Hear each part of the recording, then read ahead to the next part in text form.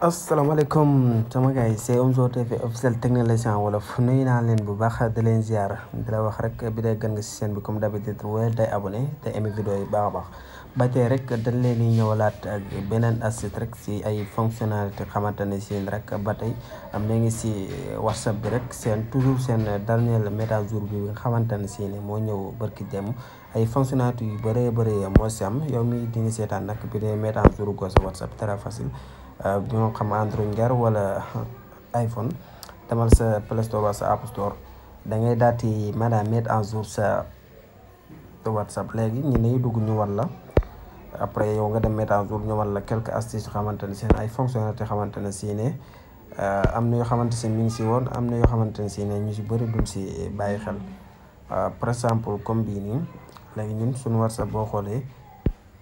defoon nañ ko mettre en jour ni ñu cliquer nii pour mettre en jour at ko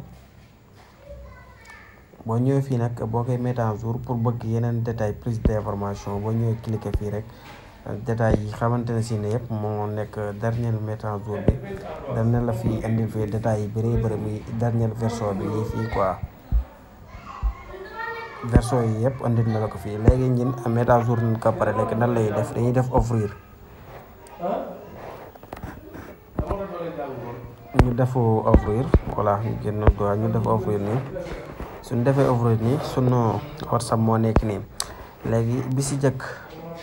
muy créer appel muy créer lien d'appel quoi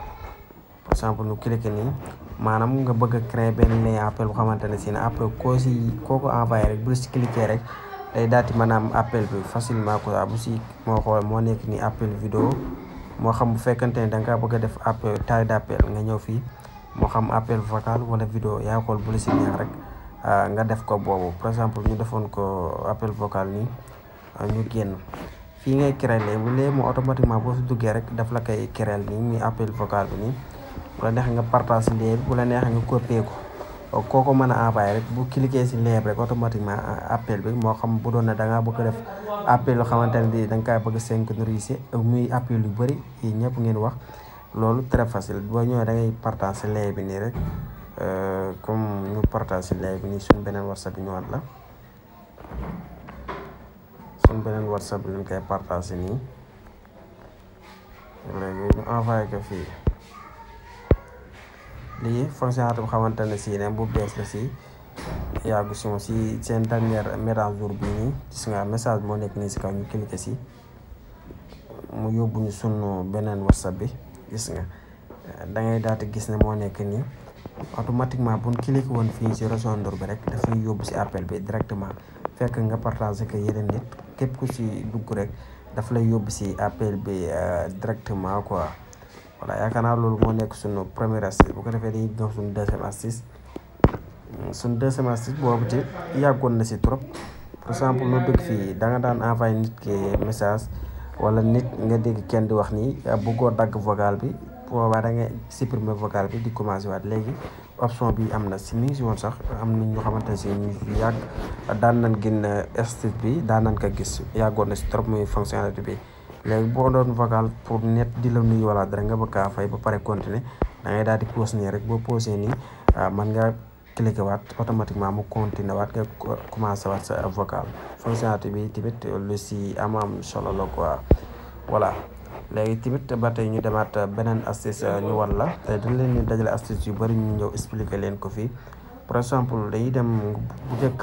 boo daan quitté groupe nii da nga si am problème boo quitté groupe rek surtout groupe famille da ngay quitté groupe ñu naan diw quitté na wala dara mais léegi très facile man ngaa bokk si groupe nga quitté te soo quitté administrateur yi donc ñoom ñoo koy xam par exemple ñu ñëwoon suñu groupe bi ñu bëgg a quitté nga quitté fii boo quitté fii nii bon ñii rek ñoo koy xam ne yow mi quitté nga muy bii moo koy xam mooy Omzo bi moo xam ne quitté nga ak numéro bi yii saf kese ñooy xam ne yow mi quitté nga si groupe bi administrateur yi kese ñoom ñooy xam yow mi diw quitté na si groupe bi loolu tamit fonctionnalité bu xamante ne si bu ñëpp doon xaar tam mu nekk lu am solo tamit am na si beneen bi mooy naka ngay connecté nekk en ligne te kenn du xam ne yow mi yaa ngi en ligne tamit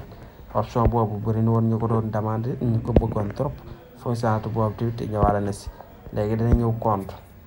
ñëw confidentialité nga cliquer confidentialité nga ñëw présence en ligne bi voilà moo nekk nii tout le monde mooy ñëpp dañ xam ne yow mi yaa ngi en ligne indiqué ci dernière présence en ligne bi boo si cliquer nii yow kenn du xam na yaa ngi en ligne mais en plus tamit yow nit ñi doo xam ne ba xam tamit ñoom ñoo ngi en ligne tamit aussi da nga leen intéressé na la rek ñëwoo fii nga kii ndax am ñoo xamante ne si ne dañ lay envoyé message xëy na sax yaa ngi si ligne mais da ngaa jàpp tamit doole mën a tontu dañ lay envoyé message naan da yaa ngi en ligne te tontoo ma surtout xale yu jigéen ñi léegi tamit boo bëggee ne loolu dal la da ngay ñëw fii nga cliquer fii suuf bu ko defee kenn dootul xam ne yaa ngi en ligne te da ngay connecté naas voilà j'espère que nag gars yi astuce bi leer na daal leen indilaat nag yeneen astuce des na yeneen fonctionnalité xamante ne si ne ba tey si biir WhatsApp daal leen ko indilaat di leen wax rek ngeen woy di abonné te aimé vidéo yi baax di leen dig daje à la prochaine vidéo incha allah